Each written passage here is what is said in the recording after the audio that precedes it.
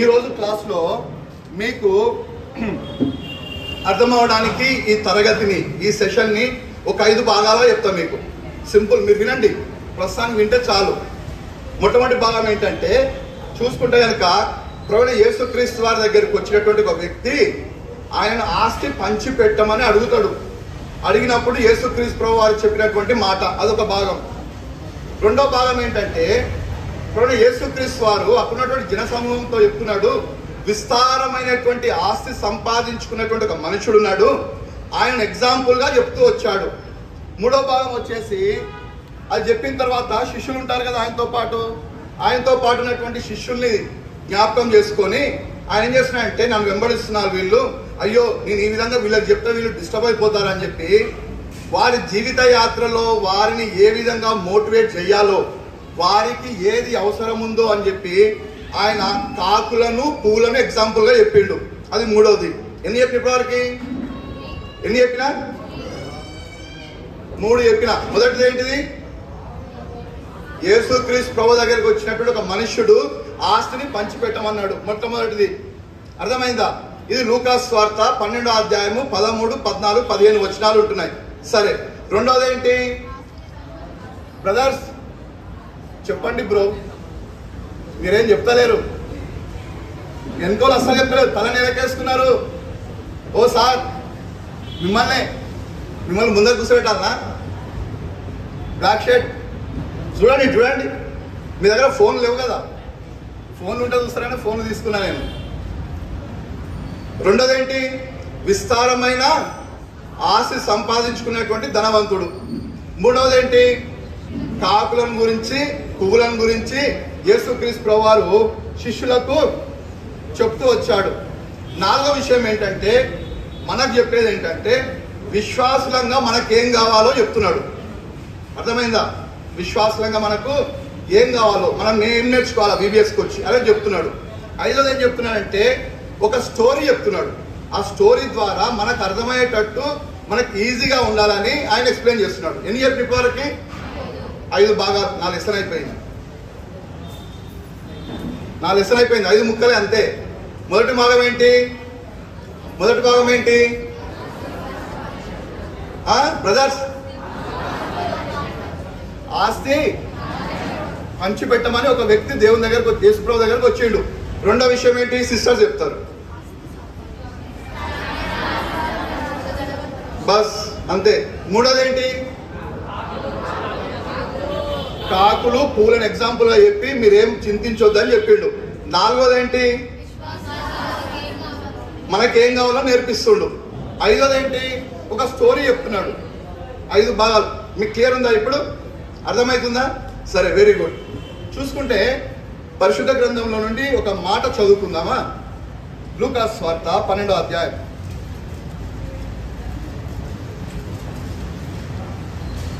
లూకాసు వార్త 12వ అధ్యాయము 13, 14, 15 వచనాలు కలిసి చదువుకుందాం.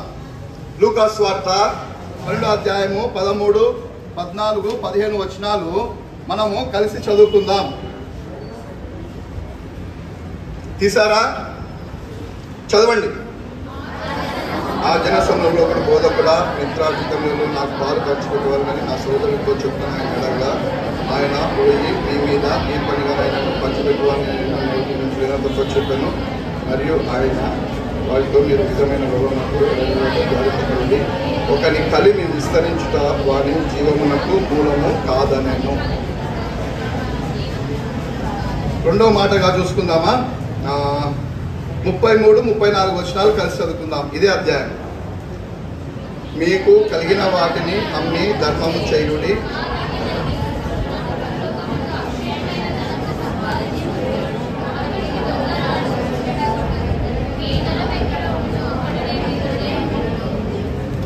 చాలు.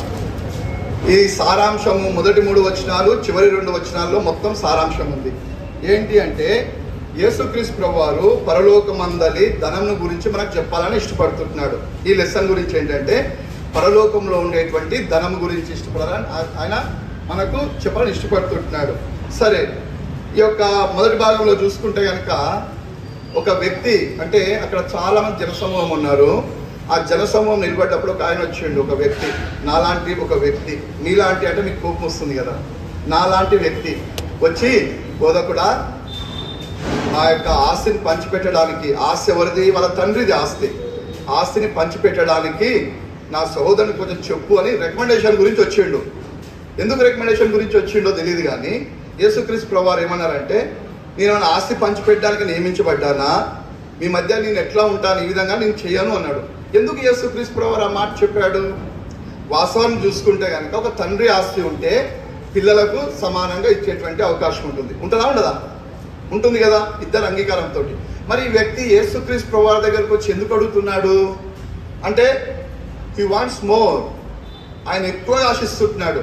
అరే బోధకుడు కదా, ఆయన అద్భుత కార్యాలు చేస్తున్నాడు కదా, ఆయన దగ్గర పోయి అది చెప్తే కూడా కొంచెం నాకు ఎక్కువ వస్తుందేమో అంటే ఆయనకు కానిది కూడా ఎక్స్పెక్ట్ చేస్తూ ఆశిస్తున్నటువంటి వ్యక్తిగా ఉంటున్నాడు.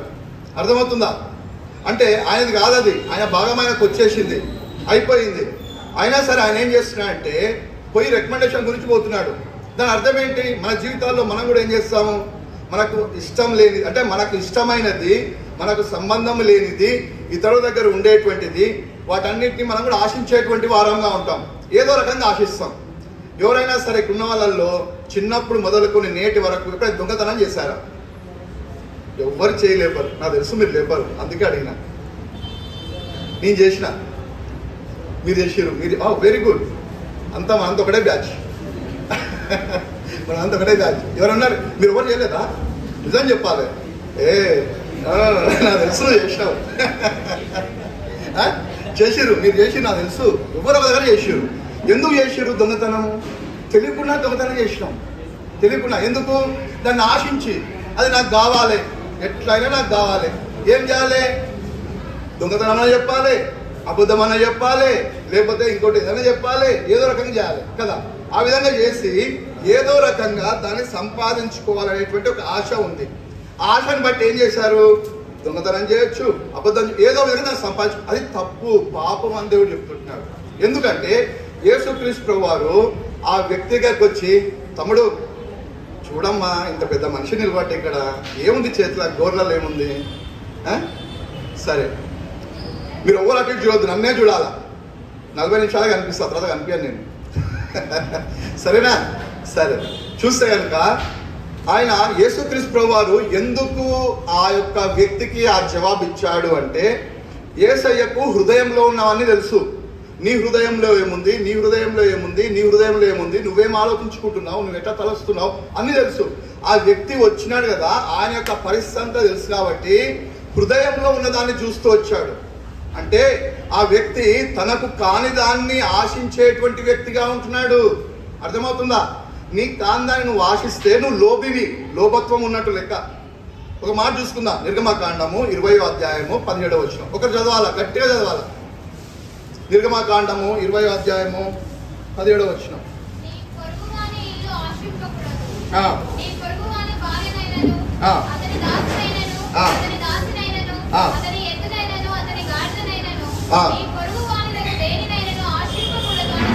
ఏమంటున్నాడు? పొరుగు వానిది ఏది కూడా ఆశించొద్దు అన్నాడు. చదివారా వాక్యాన్ని? వాక్యాన్ని చదివిరా?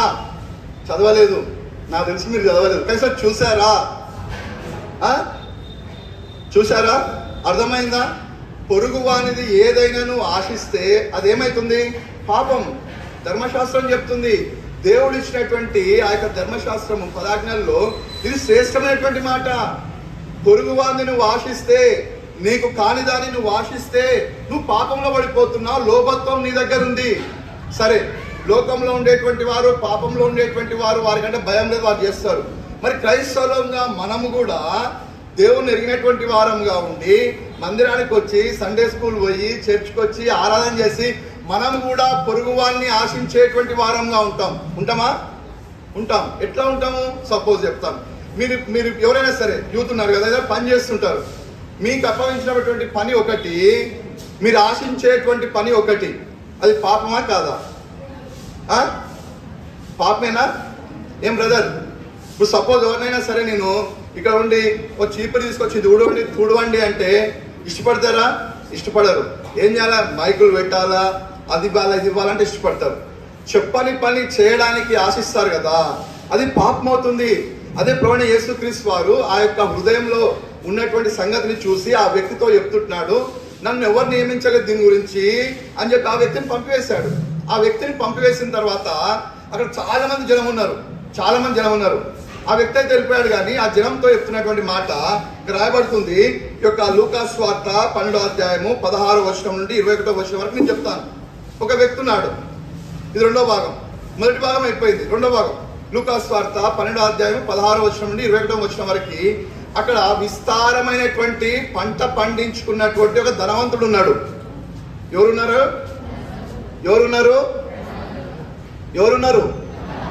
ధనవంతుడు ఉన్నాడా? దేవుని వాక్యంలో ఉంది కదా, ఒక వ్యక్తి ఉన్నాడు, ఆయన ధనవంతుడు. విస్తారమైనటువంటి పంట సమకూర్చుకున్నాడు, అంటే పండించుకున్నాడు. భూమి మంచి పంట ఇచ్చింది. పంట ఇయ్యగానే హృదయంలో ఏమైపోయింది? ఆ ధనవంతుడికి చాలా సంతోషం వేసింది. కానీ సంతోషం వేసిన తర్వాత ఆ యొక్క 16వ వచనం నుండి 21వ వచనం వరకు రాయబడుతున్నటువంటి మాటలు చూస్తే బహు ఆశ్చర్యం వేస్తుంది. ఒకరు చదువుతారా గట్టిగా? ఒకరు చదవాలా? బ్రదర్స్ చదువుతారు. ఈసారి బ్రదర్స్ చదువుతారు. చదవండి. చదువు రాదా మీకు? అరే చదువుతలేరే? లూకా సువార్త 12వ అధ్యాయము 16వ వచనం నుండి 21వ వచనం. నాన్న చదవాలా? చదువు గట్టిగా.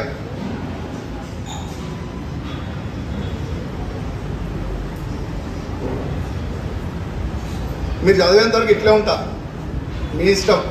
ఒక బ్రదర్స్ ఎవరు లేరా ఇక్కడ? లేరా? అరే చదవండి. లూకా 12వ అధ్యాయం 16వ వచనం నుండి చదువు నాన్న. లేకపోతే నేనే లేపాలనా నేను?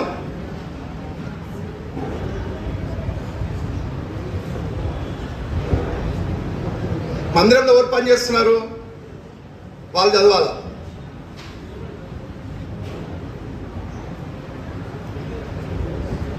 సరే చదవదులే, వదిలేద్దాం. సిస్టర్ చదువుతారు, మా మంచి చెల్లెలు.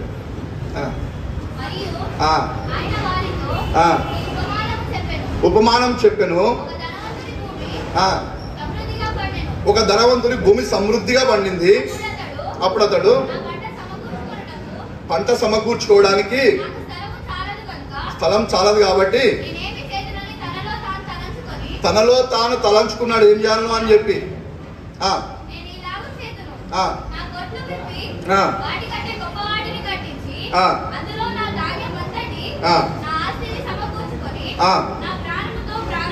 ప్రాణమా అనేక సంవత్సరములకు ఆస్తినికి సమకూర్చబడి ఉన్నది. సుఖించుము, తినుము, త్రాగుము. చాలు, చెప్పుకుందని అనుకోలేను. అర్థమైందా మీకు? ఇది అర్థమైందా? కాలేదా? అయిందా? ఒక వ్యక్తి ఉన్నాడు, ఆయనకు భూమి ఉంది, మంచిగా పంట పడింది, మంచి కోత కోసుకున్నాడు, విస్తారంగా అయిపోయింది. దాన్ని చూడగానే ఆ వ్యక్తికి ఏమనిపించింది తెలుసా?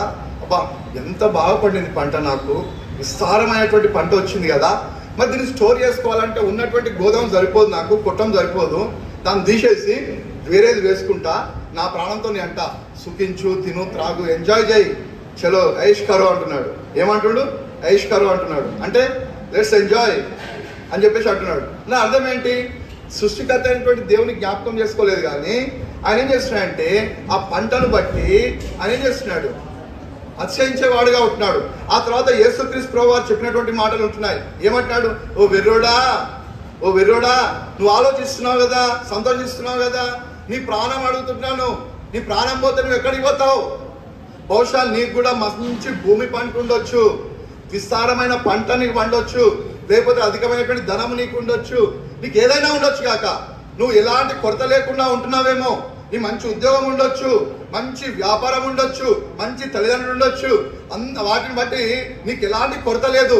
కానీ నువ్వు దేవుని జ్ఞాపకం చేసుకోనకుండా నీ హృదయంలో అతిశయిస్తున్నావేమో, రాత్రికి నీ ప్రాణం పోతే నీ పరిస్థితి ఏంటి అంటున్నాడు దేవుడు. ఇది రెండో భాగం. సరే, అక్కడ జనసమూహానికి స్వార్థ ప్రకటించాడు. అక్కడ జనసమూహం అంతా కూడా ఆ మాటలు విన్నటువంటి వారుగా ఉన్న తర్వాత పక్కన శిష్యులు నిలబడ్డారు. అయ్యో ఏంది మా బోధకుడు ఈ విధంగా చెప్తుంటున్నాడు అని చెప్పి ఆయనను వెంబడిస్తున్నటువంటి 12 మంది శిష్యులు, 70 మంది శిష్యులు ఉన్నారు కదా, వాళ్ళందరూ ఉన్నప్పుడు వారి వైపు చూసి చెప్తుంటున్నాడు, మీరు నన్ను వెంబడిస్తున్నారు కదా, మీరు వీటి విషయంలో ఆలోచించొద్దని చెప్పి ఆయన ఏం చేస్తున్నాడంటే ఈ యొక్క 22వ వచనం నుండి 29వ వచనం వరకు రాయబడినటువంటి మాట ఏమని రాయబడుతుంది అక్కడ అంటే, కాకులను చూడండి, అవి విత్తవు కదా, కోయవు కదా, పంటను కూర్చుకొనవు కదా, స్టోర్ చేసుకోనవు కదా, అయినా సరే దేవుడు వాటికి తగిన కాలమందు ఇస్తున్నా లేదా? మీ లోపల ఎవరైనా ఒక పక్షి దాని కొరకు ఎక్కడైనా సరే ఒడ్లు కానీ గింజలు కానీ సమకూర్చుకున్నది చూసారా? ఎవరైనా చూసారా? చూడలేదా? మీరు చూసారా? ఎవరైనా చూసినావా? ఈ సిస్టర్ చూసిందంట, చెప్తుంది. చెప్పమ్మా, పర్లేదు చెప్పు. నా దగ్గర చీమలు కూర్చుకుంటాయి కానీ పక్షులు కూర్చుకోవు. పక్షులు ఏంటి? పొద్దున్న లేస్తాయి, ప్రభుని ఆరాధిస్తాయి, ఎగురుకుంటూ పోతాయి, తింటాయి, మళ్ళీ వస్తాయి. వాటి పిల్లలకు కూడా ఏ పూటకు కావాల్సినటువంటి గింజ తీసుకొచ్చి వాటి నోట్లలో పెడుతుంది. ఆ తర్వాత తిండి గురించి ఈ విధంగా చెప్తే, వస్త్రాల గురించి ఏమని చెప్తున్నాడు? పువ్వు చూడు, పువ్వు ఎట్లా వస్తుంది? అది భూమిలోకి వచ్చిన తర్వాత అడవిలో ఉన్నటువంటి పువ్వు, ఎవరు దానికి నీళ్లు పెట్టరు, ఏం చేయరు, అయినా సరే అది ఎంత సుందరంగా ఉంటుంది. దేవుడు ఎంత మంచి బ్యూటీనెస్ ఇచ్చాడు దానికి. మీరు కూడా అట్లనే ఉంటున్నారు, మీరేం చింతపడొద్దు అని చెప్పి 22వ వచనం నుండి 29వ వచనం వరకు ఆయన ఈ యొక్క లేఖన భాగంలో గుర్తు చేసినటువంటి వాడుగా ఉంటున్నాడు. ప్రభువును అంగీకరించినటువంటి నీవు కాకులను చూసినప్పుడు, అయ్యో రేపటి నా పరిస్థితి ఏంటి, నాకేం లేదు కదా, నాకు ఎట్లా అని చెప్పి ఆలోచించుకోవద్దు. ఏం భయపడాల్సిన అవసరం లేదు. ఎందుకు? నువ్వు విశ్వసించినటువంటి దేవుడు గొప్పవాడు. ఆయన విశ్వాసం ఉంచినప్పుడు పక్షుల కంటే పువ్వుల కంటే గొప్పవానిగా నేను చేస్తూ వచ్చాడు కదా ఆయన. అలాంటప్పుడు బాధ ఎందుకు నీకు? చింత ఎందుకు? చింతిస్తే మనం ఎక్కువ చేసుకుంటావా? ఏం చేసుకోలేము. ఏమైపోతుంది? చింతిస్తే ఏమైపోతుంది? మనసంతా వికారం అయిపోతుంది, అన్నం తినబుద్ధి కాదు, తర్వాత బలహీనత వచ్చేస్తుంది, ప్రార్థన చేయలేవు, మందిరం అంటే ఆసక్తి ఉండదు. అవునా కదా? అట్లా అందుకే దేవుని మీద ఆధారపడుతూ రావాలి. దేవుడు అయితే చెప్తూ వచ్చాడో ఆ యొక్క విషయాలను జ్ఞాపకం చేసుకున్నప్పుడు నీకు ఎలాంటి పరిస్థితి అయినా సరే పర్వాలేదు. నిన్ను సృష్టించినటువంటి సృష్టికర్త ఈ పక్షుల కంటే పువ్వుల కంటే గొప్పవానిగా నిన్ను చేస్తూ వచ్చాడు. ఆయన స్వరూపాన్ని ఇస్తూ వచ్చాడు. ఆయన జ్ఞాపకం చేసుకో. ఆయన పోలికలో ఉన్నా అన్నటువంటి విషయాన్ని జ్ఞాపకం చేసుకో. ఎప్పుడైతే ఈ అనుభవం నీకు వస్తుందో, ఈ అనుభవం వచ్చినప్పుడు నువ్వు ఎలాంటి చింత లేకుండా నువ్వు కూల్గా ఉండిపోతావు. అందుకే లూకా సువార్త 12వ అధ్యాయంలోకి వచ్చినప్పుడు నీ లోపల లోభత్వం ఉండొద్దు, నీ లోపల చింత ఉండొద్దు, సృష్టికర్త అయినటువంటి దేవుని నువ్వు జ్ఞాపకం చేసుకో అని చెప్పినటువంటి వాడుగా వచ్చినాడు. ప్రియ సోదర సోదరి, మన జీవితంలో మనము ఒకవేళ ఇలాంటి బాధాకరమైనటువంటి పరిస్థితుల గుండా వెళ్తున్నటువంటి సందర్భంలో సాధారణంగా యవనస్తులకు ఎలాంటి బాధ ఉంటుందో తెలుసా? పక్క వాళ్ళతో కంపేర్ చేసుకుంటాం. వాళ్లకు అది ఉంది, నాకు లేదు. దేవుడు నన్ను ఎందుకు ఈ ఇంట్లో పుట్టించాడు? అయ్యో, గొప్పవారి ఇంట్లో పుట్టిస్తే ఎంత బాగుండు, నాకు డబ్బు గురించినటువంటి విషయంలో నాకు బాధ ఉండేది కాదు కదా, నాకు ఈ యొక్క బట్టల విషయంలో బాధ ఉండేటువంటిది కాదు కదా అని చెప్పేసి సాధారణంగా ఆలోచించరా? మీరు ఇంతవరకు ఆలోచించారు? ఎప్పుడైనా ఆలోచించారు? వెరీ గుడ్ బ్రదర్స్, మీరు ఆలోచించారా? ఎందుకు నీ కష్టాలు? ఆలోచించారంట. ఎందుకు నీ కష్టాలు? నాకు ఈ కష్టాలు.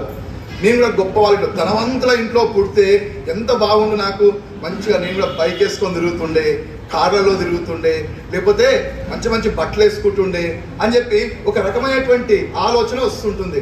అయితే మీకు చేతులెత్తి చెప్పేది ఏంటంటే, మనకు ఏది అవసరమో దేవుడు అది అనుగ్రహించేటువంటి వాడుగా ఉంటున్నాడు. మీ కొరకు మీ తల్లిదండ్రులు ఎంత కష్టపడుతుంటున్నారు ఎప్పుడైనా ఆలోచించారా? సరే, వాళ్ళు పేదవారు కావచ్చు కాక, వాళ్ళు పూర్ పీపుల్ కావచ్చు, నీ కొరకు వాళ్ళు ఏం చేస్తున్నారు?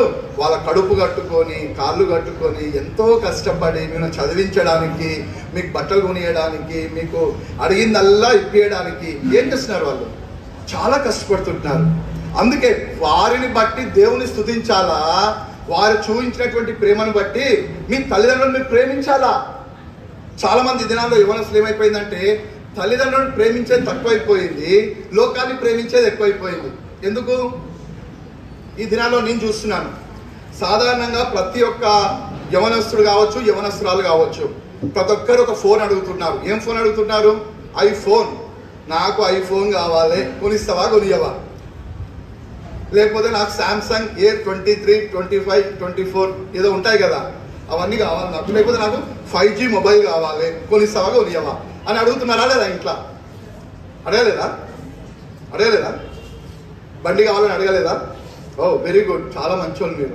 సిస్టర్స్, మీరు ఫోన్ల గురించి అడగలేదా? ఓ వెరీ గుడ్, అబ్బా చాలా మంచోళ్ళు మీరు. మంచి తమ్ముళ్ళు, మంచి చెల్లెమ్మలు, చాలా మంచోళ్ళు మీరు. అయితే సాధారణంగా ఏదో ఒక సందర్భంలో, ఏదో ఒక విషయంలో మీరు మీ పేరెంట్స్ని ఏదో విధంగా మీరు ఇబ్బంది పెట్టుండొచ్చు. ఎందుకు ఈ మాట చెప్తున్నాను? ఇప్పుడు సపోజ్ చెప్తున్నాను, మీ బర్త్డే వచ్చింది లేదా క్రిస్మస్ పండుగ వచ్చింది, బట్టలు కావాలి. వాళ్ళు ఉండేమంటారు, 1000 రూపాయలు తీసుకోరా, ఎక్కువ పైసలు లేవంటే, లేదు నాకు దాని ఏమంటారు, లేటెస్ట్ డిజైన్స్ వచ్చినాయి కదా, పలాజో, నాకు పలాజో కావాలా, నాకు ఏంటది లాంగ్ ఫ్రాక్ కావాలా, నాకు హాఫ్ శారీ కావాలా అంటారు. ఇక మా బ్రదర్స్ అయితే స్టైల్ వేరే ఉంటుంది. మొత్తం ఎటువంటి స్కిన్ టైట్ జీన్స్, చిరిగిపోయిన జీన్స్, మంచి షర్ట్స్ ఎట్లుండాలంటే సగం హాఫ్ ఉంటుంది షర్ట్ కూడా, అట్లాంటి షర్ట్స్. ఇలాంటి ఆశించిరా లేదా మీరు? ఆశించలేదా? అబ్బా ఎంత మంచి వాళ్ళు ఉన్నారు. వాక్యం చదవమంటే ఎవరు చదవలే, కానీ ఇవన్నీ మంచి చెప్తున్నారే మీరు. ఎప్పుడు మీ పేరెంట్స్ని బట్టల విషయంలో మీరు ఇబ్బంది పెట్టలేదా? ఇబ్బంది పెట్టినట్టు బ్రదర్ ఒప్పుకుంటున్నారు, పెట్టలేదా? చాలా మంచి వాళ్ళు. ఒకవేళ మీరు చెప్పు పర్లేదు మీరు ఒకవేళ ఏ విషయంలోనైనా సరే, అది చదువు విషయం కావచ్చు, మీ యొక్క వస్త్రం విషయం కావచ్చు, మీ యొక్క ఫుడ్ విషయం కావచ్చు, ఏ విషయమైనా సరే మీ పేరెంట్స్ని మీరు ఇబ్బంది పెట్టొద్దు వాళ్ళని. ఎందుకో తెలుసా? దేవునికి తెలుసు నీకేం కావాలో. నిన్ను ఆ ఇంట్లో పుట్టించాడు అంటే ఒక ప్రత్యేకమైన కారణం ఉంది దేవునికి, తెలుసా? ఆ ఇంట్లో నువ్వు పుట్టావంటే దేవుడు నిన్ను ఏర్పాటు చేసుకొని ఆ ఇంట్లోనే పుట్టించాడు. ఎందుకో తెలుసా? ప్రత్యేకమైనటువంటి కారణం ఉంది. నువ్వు రక్షణ పొందాలా, ఆయన సాక్షిగా ఉండాలా, ఆయన ఆరాధించాలా, ఆయనకు సాక్షిగా ఉండి సువార్త చెప్పాలా. అర్థమవుతుందా? దేవుని ఎరగనటువంటి వారు చాలా మంది లోకంలో బంగ్లాలు ఉన్నాయి, కార్లు ఉన్నాయి, డబ్బుంది, తిరుగుతుంటున్నారు, కానీ దేవుని తెలుసుకోలేనటువంటి వారుగా ఉంటున్నారు. మరి మీరు క్రైస్తవ కుటుంబాల్లో పుట్టి దేవుని ఎరిగినటువంటి ప్రజల మధ్యలో నివసిస్తూ ఆయన దగ్గరికి వచ్చినప్పుడు దేవుడు కోరేదేంటో తెలుసా?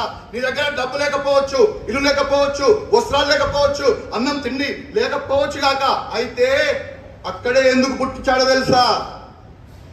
ఆయనను మహిమపరచాలని, ఆయనను ఘనపరచాలని, ఆయనకు సాక్షిగా నీ ఉండాలని ఆయన నిన్ను ఆ ఇంట్లో పుట్టించినటువంటి వాడుగా వచ్చినాడు. సోడా సోదరి, ఓ మాట చదువుకుందాం. లూకా సువార్త 12వ అధ్యాయము 31వ వచనం.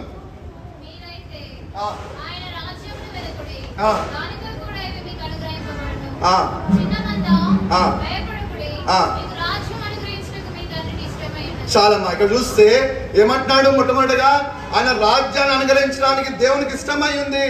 అందుకే ఆయన మీళ్ళ ప్రణాళిక కలిగి ఉన్నాడు. కాబట్టి నువ్వు ఏం వెతకాలి అంటే ఆయన రాజ్యాన్ని వెతుకు. ఏం వెతకాలా? ఆయన రాజ్యాన్ని వెతకాలా. ఎవరు ఆయన రాజ్యంలో ప్రవేశిస్తారు?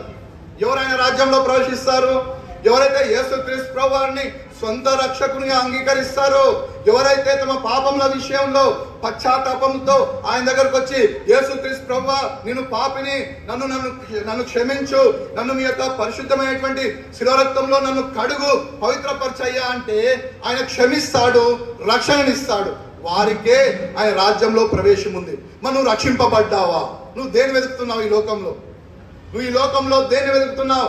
దేవుని వాక్యం అయితే ఆయన రాజ్యాన్ని, నీతిని మొదట వెతకమని చెప్పి దేవుని వాక్యం చెప్తుంటే నువ్వు ఈ లోకంలో దేన్ని వెతుకుతున్నావు? VBS లో కూర్చున్నటువంటి నీవు దేన్ని వెతుకుతున్నావు? ఎవరిని వెతుకుతున్నావు? దేనికోసం VBSకి వచ్చావు? ఎప్పుడైనా ఆలోచించావా?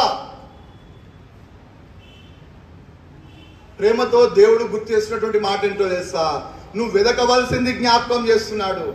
లోబి తన యొక్క ఆశను బట్టి తన కానిదాన్ని ఆశించి పాపంలో పడిపోయాడు. అలాంటి స్థితిలో నీవు ఉండొద్దు. నీ యొక్క అన్నపానములు, నీ వస్త్రములు, నీ యొక్క ఆస్తిపాస్తులను బట్టి నువ్వు దేవునికి దూరంగా ఉండొద్దు. ఆయన మీద ఆధారపడి ఆయన కొరకు జీవించాలని చెప్పి ఆయన ఉద్దేశమై ఉంటుంది.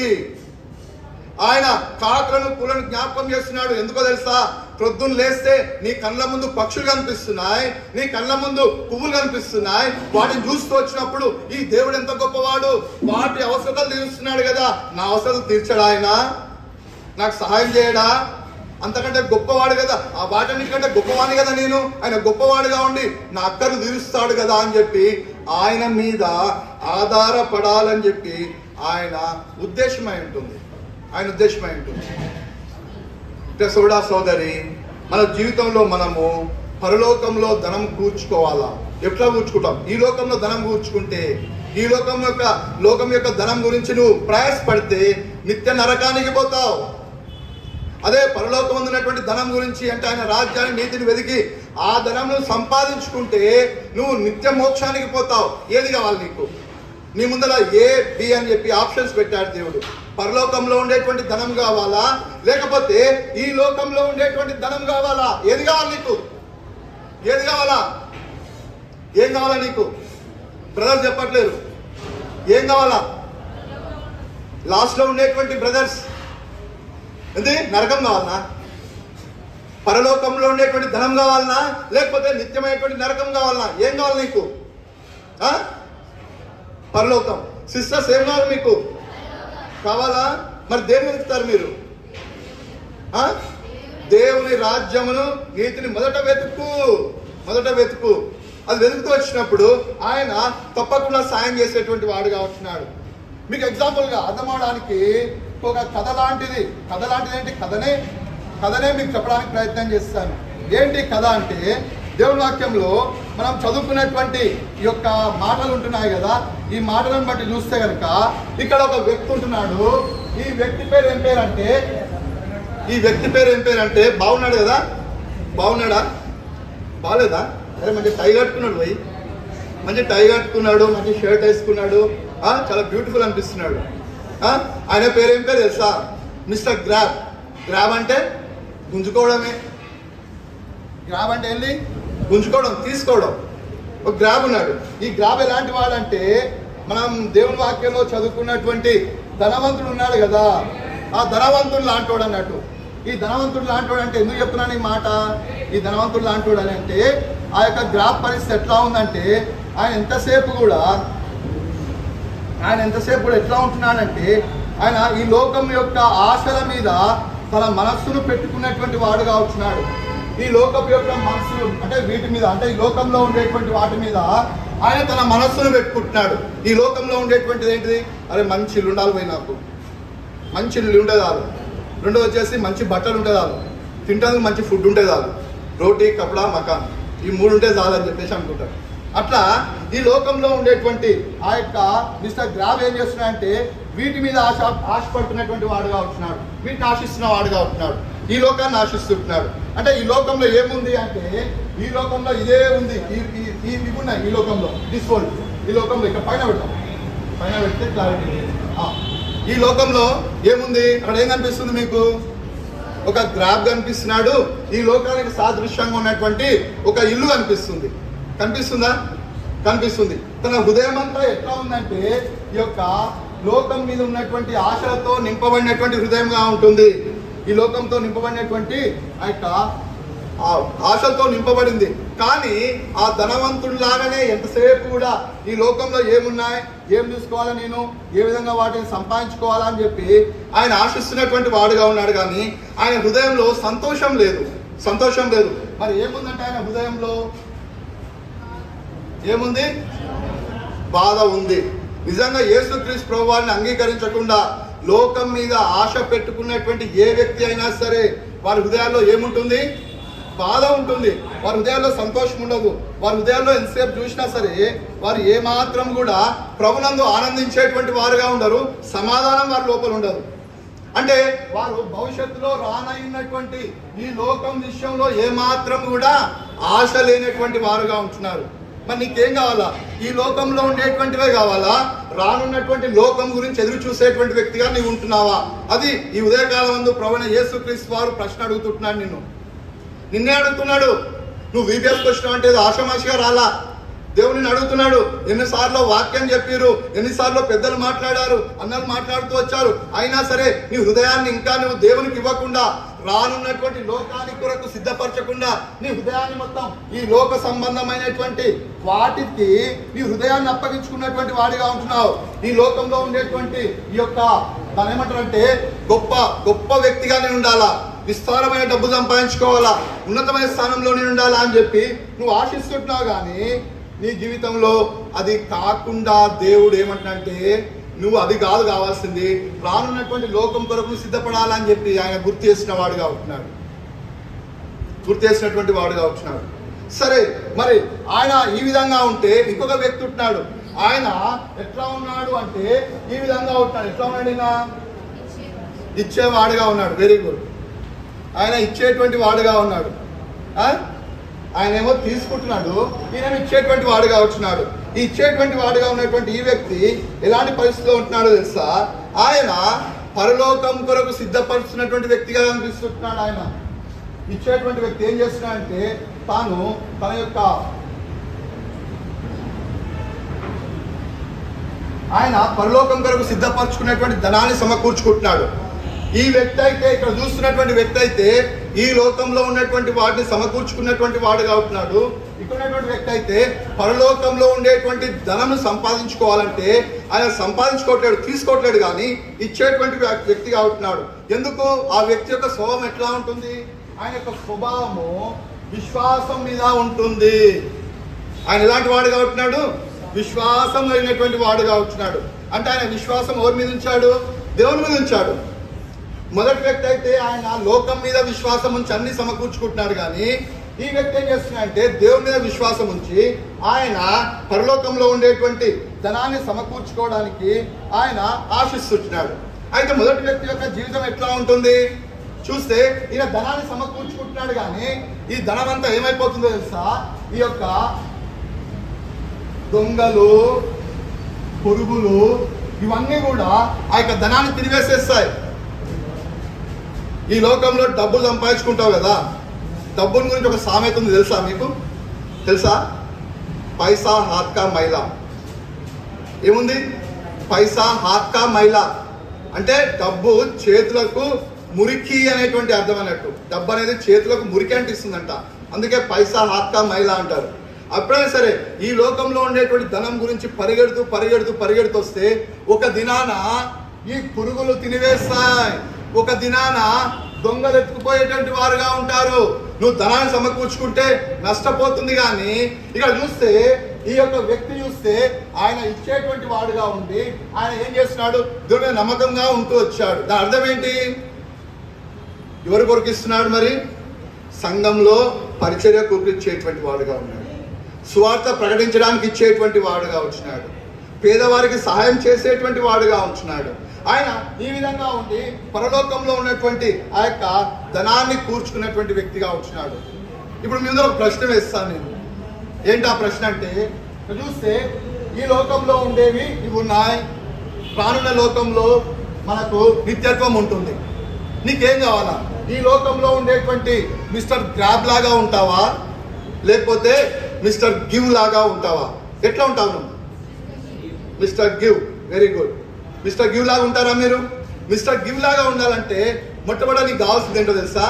నీ హృదయాన్ని దేవునికి ఇవ్వాలి. ఇవ్వడం నేర్చుకోవాలంటే నీ హృదయాన్ని దేవునికి ఇవ్వాలి. ఫస్ట్ నీ హృదయాన్ని దేవునికి ఇస్తే యేసుక్రీస్తు ప్రభువు నీ హృదయంలో నివసిస్తాడు. నివసించిన తర్వాత ఆయన నీ బ్రతుకును మారుస్తాడు, నీకు రక్షణ ఇవ్వడానికి ఇష్టపడుతున్నాడు. ఇంకా నువ్వు రక్షణను నిర్లక్ష్యం చేస్తున్నావేమో.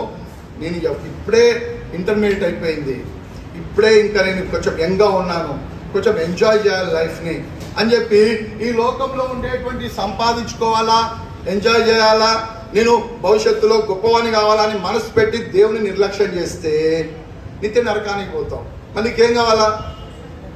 ఏం కావాలా నీకు? నిత్యమైనటువంటి రాజ్యం నీకు కావాలి కదా. ఓ మాట చదువుకుందామా? లూకాసు వార్త 12వ అధ్యాయము, లూకాసు వార్త 12వ అధ్యాయము 20వ వచనం. లూకాసు వార్త 12వ అధ్యాయము 20వ వచనం.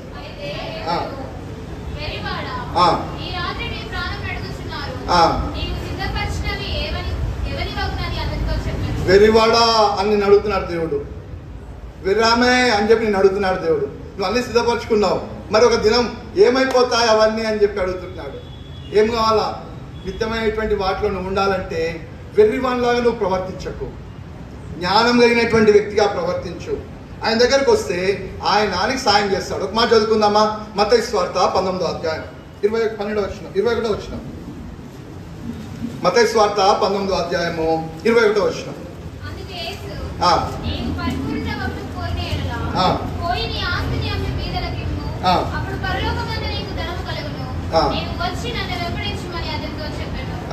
ఏమంటున్నాడు? నన్ను వెంబడించు, పరలోకంలో నీకు ధనం వస్తుంది నన్ను వెంబడిస్తే. నన్ను వెంబడించు అంటున్నాడు. ఇంకా నువ్వు వెంబడించట్లేదా యేసుక్రీస్తు ప్రభువారిని? ఇంకా వెంబడించకుండా దూరంగా ఉంటున్నావా? ఇంకా నిర్లక్ష్యంగా ఉంటున్నావా? తమ్ముడు, నిన్నే ఇంకా నిర్లక్ష్యంగా ఉంటున్నావా? మాట వినకుండా ఉంటున్నావా? ఆయనకు లోబడకుండా ఉంటున్నావా? ఆయన వెంబడించాలని చెప్పి దేవుని ఆశగా ఉంటుంది. ఓ మాట చదువుకుందాం. లూకాసు వార్త 12వ అధ్యాయము 34వ వచనం. మనం చదువుకున్నటువంటి మాటని, మీ ధనం ఎక్కడ ఉండునో నీ హృదయం ఎక్కడ ఉంటుందంట? అక్కడనే ఉంటుంది. అంటే ధనం మీద నీ మనస్సు ఉంటే నీ మనస్సు మొత్తం వాటి మీదనే ఉంటుంది. నీ మనస్సు దేవుని మీద నిలుపుకో అని చెప్పి ఆయన కోరుకుంటున్నాడు. పరలోకం గురించి ఆలోచించు, యేసుక్రీస్తు ప్రభువారి గురించి ఆలోచించు, నమ్మిక ఉంచి ఆయన మీద. ఆయన సహాయం చేసేటువంటి వాడుగా వచ్చినాడు. అర్థమైందా? దేవుడు మాట్లాడుతున్నాడా? దేవుని జ్ఞాపకం చేస్తున్నాడు కదా. లోభము, నీ కాందాన్ని ఆశించి పాపంలో పడిపోతున్నావు. అయ్యో ఈ లోకంలో ఎట్లా బ్రతకాలని చెప్పి ఇంకా విచారంగా చింతగా ఉంటుంది, చింతపడుతుంటున్నావు. వాటిని చూడు, కాకుల్ని చూడు, పక్షుల్ని చూడని గుర్తు చేస్తూ వచ్చాడు.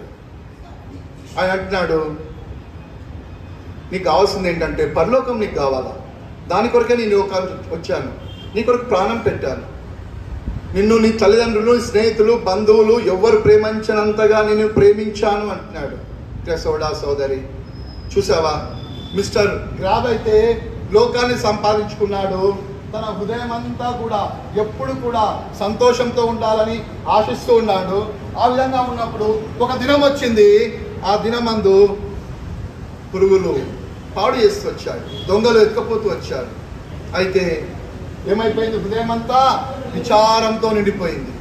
మిస్టర్ గివ్ ఉన్నాడు, ఆయన ఎప్పుడు కూడా ఇచ్చేటువంటి వాడుగా ఉన్నాడు. యేసుక్రీస్తు ప్రభువునందు నా విశ్వాసం ఉంచి, నమ్మిక ఉంచి ఆయన ఇతరులకు సాయం చేస్తూ వచ్చాడు. సంఘంలో పేదవారికి సాయం చేస్తూ వచ్చాడు, పరిచర్యకు సాయం చేస్తూ వచ్చాడు. పరలోకమందు ధనాన్ని సమకూర్చుకున్నటువంటి వ్యక్తిగా ఉంటున్నాడు. నువ్వు ఎట్లా ఉంటున్నావు? నీ జీవితం ఎట్లా ఉంటుంది? దయచేసి మోకరించండి, ప్రార్థన చేసుకుందాం. ప్రియ సోడా సోదరి, నీ జీవితంలో మోకరించి కళ్ళు మూసుకుంటే దేవునితో మాట్లాడితే అటు ఇటు చూడకు. పొరుగు వారిని చూసి ఆశించిన రీతిగా పొరుగు వారిని చూసి హృదయాన్ని కఠినపరుచుకోకు. నీ పక్కన, నీ ముందు వెనుకాల ఉన్నటువంటి వారిని చూసి కఠినపరుచుకోకు. దేవుడు మాట్లాడుతున్నాడు. నీకు కానిదాన్ని ఆశించి పాపంలో పడిపోయావు. వద్దు, అది భయంకరమైనటువంటి పాపము.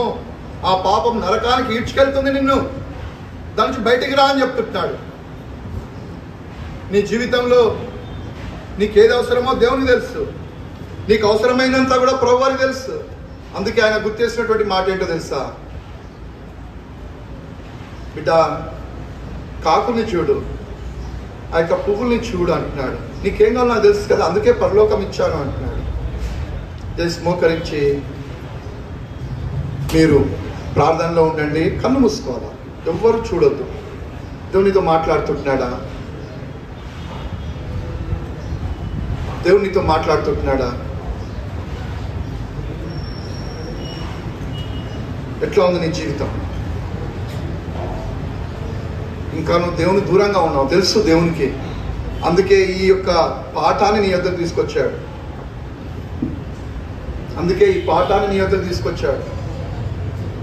హృదయాన్ని దేవునికి ఇస్తావా? పరలోకంలో ధనం ఉంటుంది. ప్రియమైన బిడ్డ, దేవుని వాక్యం విన్నావు. మంచి తీర్మానము VBS 2025 సంవత్సరంలో ప్రభు నీతో సంధించినట్లయితే, ప్రభు నీ మాటలు విన్నాను, గ్రాబ్ వలె కాకుండా గివ్ అనే వ్యక్తి వలె తీర్మానం చేసుకుంటున్నాను. నా తీర్మానం బలపరచు. రక్షణ ఆనందము, నిత్యరాజ్యంలో వారసత్వం నీ నామం తప్ప ఏ నామము లేదు. అందుకే కలువరిలో వేలాడినావు, నీ రక్తాన్ని ధార పోసినావు, మరణించినావు, తిరిగి లేచినావు, నాకు పాప క్షమాపణ ఇచ్చినావు. నా పేరు నీ జీవగ్రంథంలో రాసుకోవడానికి ఇష్టపడ్డా.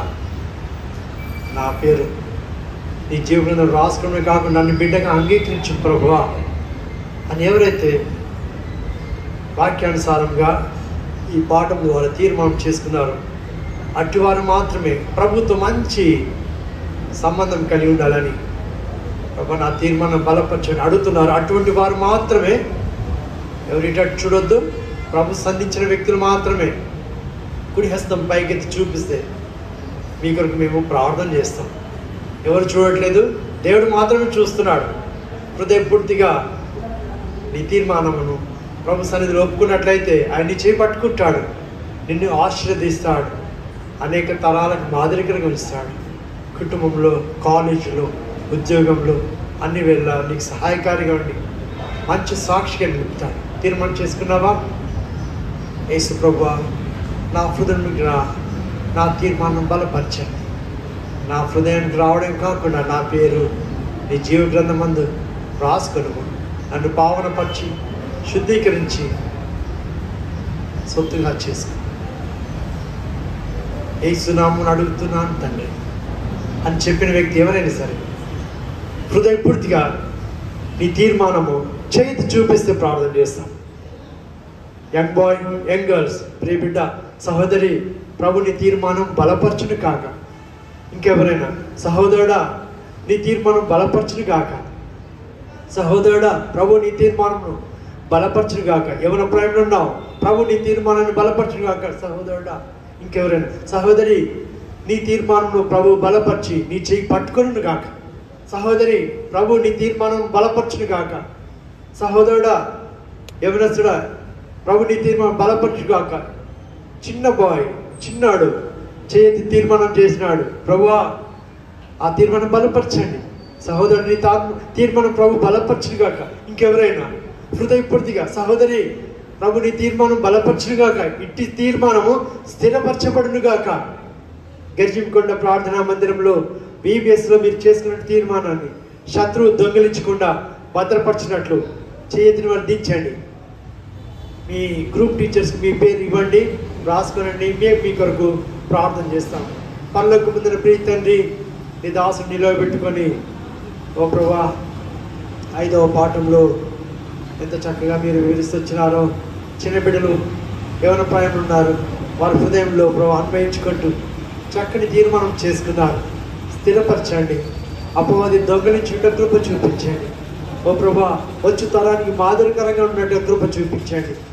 ఈ తీర్మానాన్ని బలపరచడమే కాకుండా హృదయమందు అధికమైన సంతోషం చేత నీ కొరకు నమ్మకమైన సాక్షులుగా జీవించినట్లు వారి స్థలాల్లో వారిని బలపరచండి. కుటుంబానికి, వ్యక్తిగతంగా, సంఘమునకు, సహవాసమునకు, సమాజమునకు మేలుకరంగా ఉంచి మహిమ పొందమని అపవాది క్రియలను లయపరిచి కంచె వేసి భద్రపరిచి మెండైన దీవెన చేత నింపి మహిమ పొందమని యేసు ప్రభువారి ప్రశస్తమైన నామములోనే స్తుతులు అర్పించి ప్రార్థిస్తుంటున్నాము తండ్రి. ఆమేన్.